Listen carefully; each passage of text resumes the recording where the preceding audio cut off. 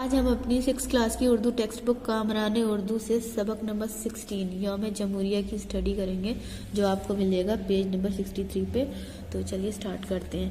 26 جنوری 1950 کو ہندوستانی قوانین کا نفاذ عمل میں آیا۔ نفاذ کہتے ہیں حکم نامہ، اس لیے اس دن کو یوم جمہوریہ کے نام سے یاد کیا جاتا ہے اور قومی تہوار کی شکل میں اس کو منایا جاتا ہے۔ ہمارے ملک میں دیگر تہواروں کے علاوہ 2 قومی تہوار بھی منائے جاتے ہیں، ان میں ایک یوم آزادی ہے۔ یوم آزادی کہتے ہیں انڈیپینڈنس ڈے کو، جو ہر سال 15 اگست کو منایا جاتا ہے، اور دوسرا یوم جمہوریہ ہے جس کو ہم 26 جنوری کو مناتے ہیں۔ یوم جمہوریہ ہے ریپبلک ڈے۔ گزشتہ سال کہتے ہیں بیتا ہوا سال، یعنی کہ لاسٹ ایئر۔ یوم جمہوریہ کے موقع پر ہم بھی پریڈ دیکھنے دہلی گئے تھے۔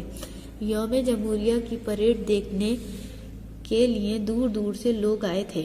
چاروں طرف ایسا لگتا تھا جیسے لوگوں کا سمندر ہو، جدھر کو نظر اٹھتی سر ہی سر دکھائی دیتے تھے۔ سب کی نظریں راج پتھ کی طرف اٹھی ہوئی تھیں۔ اسی وقت صدر جمہوریہ کہتے ہیں راشٹرپتی کو، پریزیڈنٹ کو۔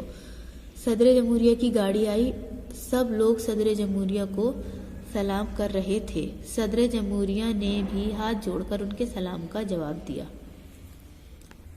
پیج نمبر 64 پہ آ گئے ہم۔ صدر جمہوریہ کی گاڑی سے اترتے ہی وزیر اعظم کہتے ہیں پرائم منسٹر کو، وزراء جو ہے وہ وزیر کی جمع ہے، وزراء کہتے ہیں منتریوں کو، اور بھی منتری موجود تھے وہاں پر۔ فوجی دستوں کے کمانڈروں اور دوسرے بڑے حکام جو ہے وہ حاکم کی جمع ہے۔ حکام نے کھڑے ہو کر ان کا استقبال کیا، استقبال ویلکم کو کہتے ہیں۔ پھر سب اپنی اپنی جگہ بیٹھ گئے۔ سب سے پہلے صدر جمہوریہ نے قومی پرچم لہرایا۔ پرچم کہتے ہیں جھنڈے کو، تو قومی پرچم یعنی کہ نیشنل فلیگ، ترنگے کی بات یہاں پہ ہو رہی ہے۔ کچھ دیر کے بعد پریڈ نظر آئی۔ سب سے آگے ایک جیپ چل رہی تھی، اس کے پیچھے فوج کے جوان قطاروں میں قدم سے قدم ملا کر چل رہے تھے۔ قطار کہتے ہیں لائن کو۔ اس کے بعد گھڑ سوار آ رہے تھے۔ گھوڑوں پر بیٹھے ہوئے یہ فوجی بہت اچھے لگ رہے تھے۔ ان کے پیچھے ریگستانی فوج کا دستہ تھا، یہ اونٹوں پر سوار تھے۔ یہ دیکھ کر گھوڑے اور اونٹ بھی قدم سے قدم ملا کر چل رہے تھے۔ بڑا تعجب ہو رہا تھا، تعجب کہتے ہیں حیرانی کو۔ گھوڑوں اور اونٹوں کے بعد بڑی بڑی فوجی گاڑیاں تھیں، ان میں جنگی سامان رکھا تھا۔ ان کے پیچھے ٹینک آ رہے تھے۔ صدر جمہوریہ کے سامنے سے نکلتے ہوئے فوجی انہیں سلامی دے کر آگے بڑھ رہے تھے۔ فوجی گاڑیوں کے پیچھے اسکولوں کے سینکڑوں طلبہ چل رہے تھے۔ طلبہ جو ہے وہ طالب کی جمع ہے، طالب کہتے ہیں اسٹوڈنٹ کو۔ یہ سب قدم سے قدم ملا کر چل رہے تھے اور جے ہند کا نعرہ لگا رہے تھے۔ دوسرے لوگ بھی ان کے ساتھ جے ہند کہہ رہے تھے۔ اسکولی بچوں کے بعد ملک بھر کی ریاستوں کی جھانکیاں نکلنے شروع ہوئیں، ان میں اپنے اپنے صوبے کی خاص، صوبہ کہتے ہیں اسٹیٹ کو، یعنی کہ راجیہ، خاص چیزوں کو دکھایا جا رہا تھا۔ ہر ایک پر اس صوبے کا نام لکھا ہوا تھا۔ سبھی جھانکیاں بہت خوبصورت تھیں۔ آخر میں ہوائی جہازوں نے بھی صدر جمہوریہ کو سلامی دی۔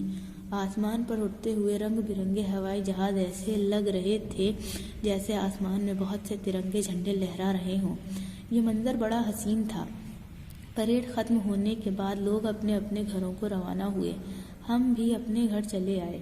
بچوں، کیا تم جانتے ہو کہ ان 2 قومی تہواروں کی کیا اہمیت ہے؟ اگر نہیں جانتے تو سنو۔ 15 اگست 1947 کو ہمارا ملک ہندوستان آزاد ہوا تھا، اس لیے اس دن کو یوم آزادی کے نام سے یاد کیا جاتا ہے۔ لیکن سب کو برابری کا درجہ دینے والا قانون ابھی تک نہیں بنا تھا۔ ہمارے قومی